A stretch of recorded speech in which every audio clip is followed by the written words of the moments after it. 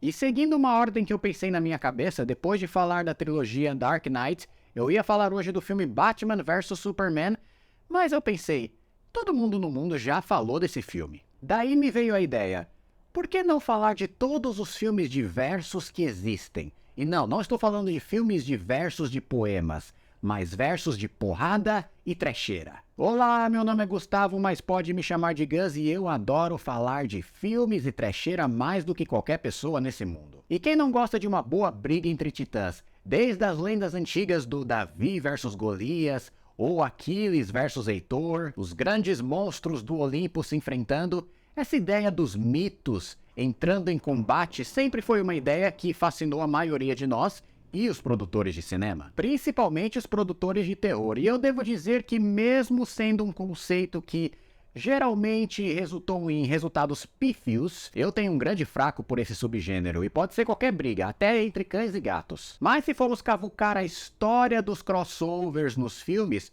nós vamos voltar lá para a década de 40, 50, 60, com alguns exemplos bem interessantes. Começando pelo inusitado Billy the Kid versus Drácula, Drácula versus Frankenstein, o lobisomem contra o Frankenstein, que é um clássico inclusive, ou seja, a monstraiada já saía na porrada desde aquela época, e não só os pequenos como os grandes também. Afinal tivemos o grande clássico Godzilla vs King Kong de 1962, e eu tô falando do verdadeiro e não daquela trecheira feita em computação gráfica de hoje em dia. Estamos falando de filmes de classe aqui, é o King Kong enfiando brócolis goela abaixo do Godzilla e rolando com ele pela encosta da montanha. E o lagartão não só enfrentou o outro rei dos monstros, que é o King Kong, mas vários monstros de seu próprio universo, incluindo uma versão mecanizada dele mesmo. Inclusive existiram planos, olha isso, planos de se fazer um filme do Godzilla versus o Batman. Mas não é o Batman que você está pensando, e sim o Batman de 1966,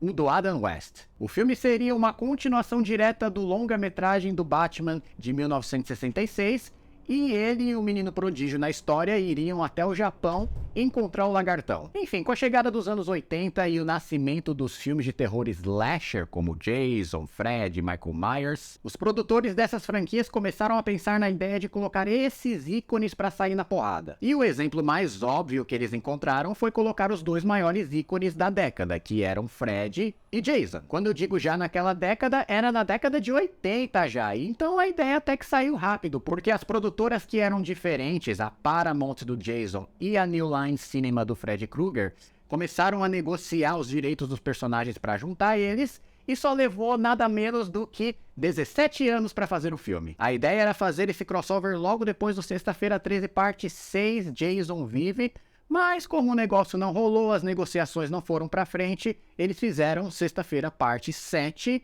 que ele luta com uma espécie de Carrie estranha, uma garota que tinha poderes de telepatia, estilo Jean Grey do X-Men, e aí os dois entraram em combate como se fosse um crossover, só que na verdade era um crossover que era dentro da franquia mesmo. E aí no final dos anos 80, a Paramount vendeu os direitos do Jason para a New Line Cinema, e aí essa produtora agora com o direito dos dois personagens, ficou muito mais fácil fazer o filme. Só que não! Começou uma dança da cadeira de roteiros atrás de roteiros sendo escritos uns piores que os outros, chegando ao total de 17 roteiros escritos para o estúdio que se desenrolaram aí nessa próxima década de 90. Inclusive eu cheguei a ler um desses roteiros que tinha umas ideias bem bizarras, como uma seita que seguia o Fred, e era uma seita de adolescentes que se queimavam pra ficar com a cara igual a dele. E no final você teria uma luta entre o Jason e o Fred em um ringue de luta que seria no inferno, com uma plateia onde você teria uns assassinos famosos da história do mundo real assistindo a luta. E se eu não me engano, no final da luta aparecia o Pinhead, sim, o Pinhead da franquia Hellraiser, para apartar a briga entre os dois. Ou seja, era só ideia idiota e além de tudo muito cara para ser produzida. Até que o filme foi finalmente produzido e lançado em 2003, reunindo algumas das ideias desses roteiros antigos, em um filme que eu acho bem trash, mas super gostoso de assistir. Foi aí que os outros ícones do terror slasher não poderiam ficar para trás. Não exatamente os slashers de franquias de terror, mas os slashers de ficção científica de filmes de terror. Em 2004, Alien vs Predador saiu e foi outra produção que também fez a viagem ao centro da Terra e de volta, para conseguir ser produzida. E a ideia de juntar as duas criaturas mais temidas do universo se deu logo depois do lançamento de Aliens 2, de 1986, aliás, o meu filme favorito da vida, e Predador 1, de 1987, quando a grande editora de quadrinhos Dark Horse lançou uma minissérie Alien vs Predador no ano de 1990. E esse crossover fez tanto sucesso que desenrolou vários outros crossovers com as duas criaturas se encontrando com qualquer outro tipo de personagem possível. Dentre os mais famosos estão Batman vs Predador, que eu tinha esse quadrinho na infância e adorava.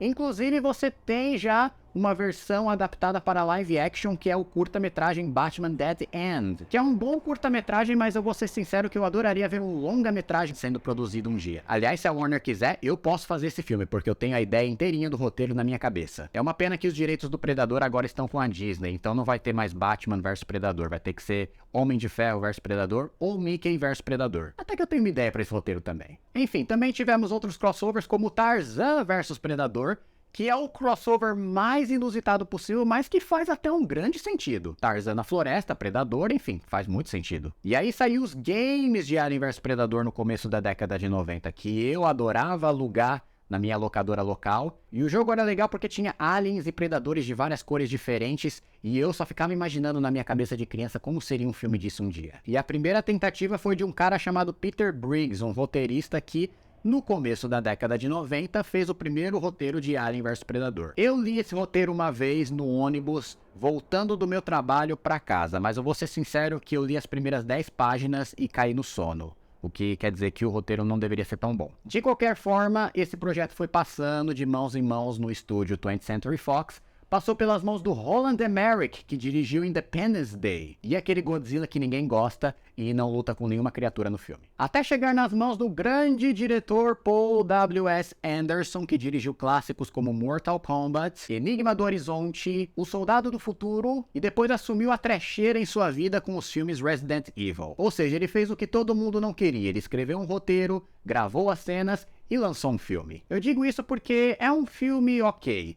Ele é bom pela trecheira, mas é ruim pela trecheira também. Porque quando se fala de aliens, e até de Predador a um certo nível, pra mim isso é território de realeza. O primeiro e o segundo Alien e o primeiro Predador estão no meu top 10 de melhores filmes da minha vida. Então filmes que estragam essas franquias sempre deixaram um gosto muito amargo na minha boca. E até hoje estão estragando cada vez mais a franquia Alien, enquanto o Predador teve um ótimo filme que revitalizou a franquia com Prey no ano passado. Mas o que mais me dá raiva nesse projeto de AVP, Alien vs Predador, é que esse filme, a existência dele abortou um projeto que a Fox tinha com James Cameron e o Ridley Scott para fazer um Alien 5 no começo da década de 2000. Sim, o James Cameron ia voltar para escrever um novo roteiro de um filme de Alien e o Ridley Scott seria o diretor, os dois já estavam em concordância com isso. Porém, o estúdio, em uma das ideias mais estúpidas da história da humanidade,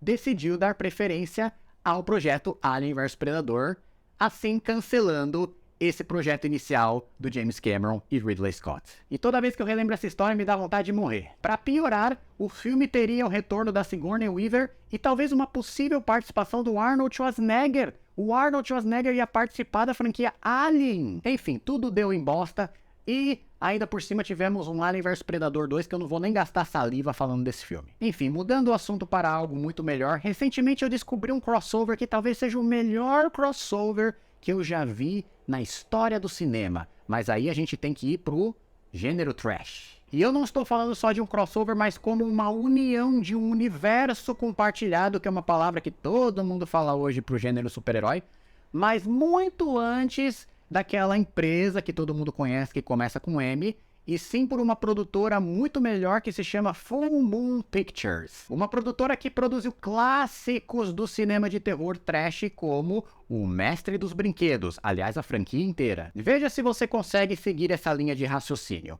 Em 1991, a Full Moon Pictures lançou um filme chamado Dollman, que em uma tradução literal seria O Homem Brinquedo, que é um filme de ação trecheira dirigido pelo Albert Pyun, que é um diretor muito prolífico de filmes de ação trecheira da década de 90, incluindo o clássico Cyborg de Jean-Claude Van Damme. E Dollman é sobre um policial que vem de um planeta de outra galáxia e se perde na Terra quando ele estava perseguindo um criminoso intergaláctico. Só que aqui na Terra ele tem o tamanho de um boneco, ou seja, ele é pequeno igual o Chapolin quando toma aquela pílula de nanicolina. O filme é até legalzinho e tem o ator Jackie Earle Haley como vilão. Esse ator fez o Rorschach no filme do Watchmen do Zack Snyder e também fez o Freddy Krueger no remake de 2010 de A Hora do Pesadelo. Enfim, em 1992 eles produziram 2 filmes. O primeiro se chama Bad Channels, que é um filme sobre alienígenas que descem à Terra e invadem uma estação de rádio, e através de ondas de rádio eles sequestram garotas da cidadezinha local. Não só pelas ondas de rádio, mas com músicas de rock também. Aliás, excelentes músicas de rock como trilha sonora. E após sequestrar essas garotas, eles as encolhem para fazer experimentos com elas. E lembre-se bem dessa parte, as encolhe. No mesmo ano, a Full Moon também produziu o Demonic Toys, que é um filme de terror de bonecos assassinos. E o Demonic Toys conta a história de alguns brinquedos que ganham vida após serem possuídos por um demônio que literalmente quer renascer na Terra através do nascimento de uma mulher grávida. Ou seja, ele precisa de um corpo novo e precisa de uma mulher para concebê-lo. Mas para isso ele precisa da ajuda desses brinquedos possuídos. Consequentemente, esses 2 filmes estão interligados com o primeiro, que é o Dollman. Porque em 1993, Dollman vs Demonic Toys foi produzido. E nesse filme, o Dollman se encontra com os Demonic Toys e também com uma das mulheres encolhidas no Bad Channels. Ou seja, siga o mapa desse universo compartilhado. O herói do primeiro filme encontra uma mocinha para ele do segundo filme e os vilões do terceiro filme em um quarto filme. É genial! De explodir a cabeça! E o melhor do Dollman vs Demonic Toys é que o filme só tem 1 hora de duração. E se você não assistiu os filmes anteriores, não tem problema, porque nesse filme você tem 3 flashbacks contados pelo Dollman, pela garota do Bad Channels e pelos Demonic Toys, explicando toda a história da mitologia anterior. Ou seja, aquela ideia trecheira mesmo de aumentar a duração do filme com o flashback dos filmes anteriores. Bem.